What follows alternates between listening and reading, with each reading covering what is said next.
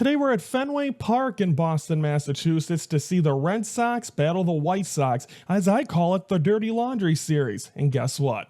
Ryan was there.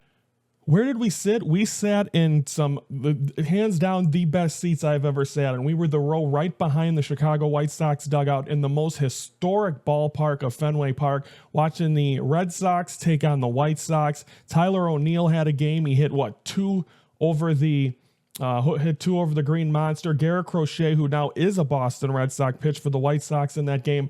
And just being able to soak it all in, the final ballpark we saw in 2024, just being able to be in that historic ballpark. As my home stadium being Wrigley Field, to be able to see that one ballpark that's older and just feel the history there, and walking down Yawkey Way, or formerly Yawkey Way, and just being able to do all that was so much fun.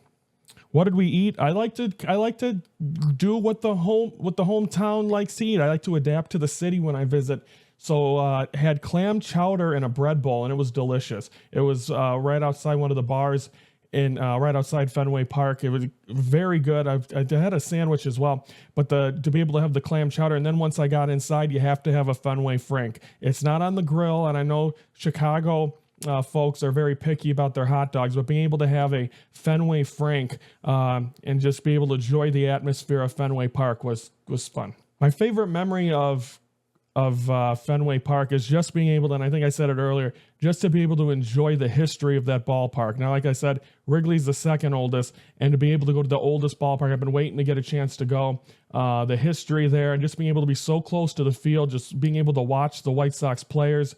And I know it was a frustrating time. It was September in a year they made history of losing the most games in a season. So I know they weren't happy there. But all in all, it was just an unbelievable experience. And I don't, as I'm getting closer to the end of this chase, I'm appreciating and soaking up the moments more of the ballparks I'm in, because I know once it's done, I'm going to regret not doing that in some of the moments. So being able to soak it all in at Fenway Park was definitely one of my best moments. But being able to be at Fenway Park, being able to eat the clam chowder, being able to eat a Fenway Frank and sitting right behind the White Sox dugout.